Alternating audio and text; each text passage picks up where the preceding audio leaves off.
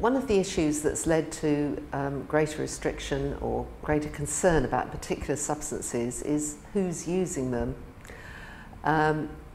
If a substance is connected with a group that's seen as different in society or people are concerned about, then very often that substance gets a great deal of attention, or it gets regulated in a different sort of way.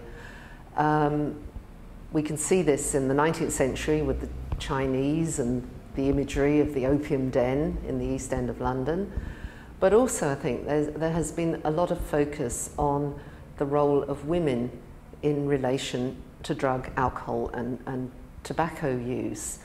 In some respects quite disproportionate when one looks at the actual patterns of who's using these substances, because usually male use has been far higher than that of females, but female use has caused more concern.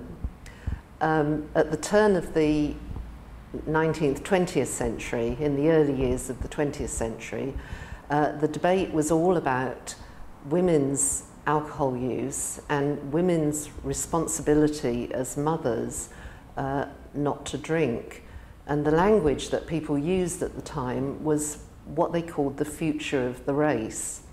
That if women drank, they would have babies who were either prone to drink or who were more likely to be enfeebled.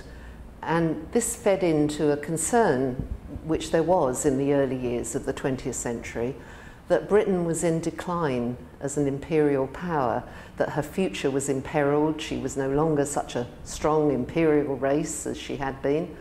And that one of the reasons that was so was because women were drinking.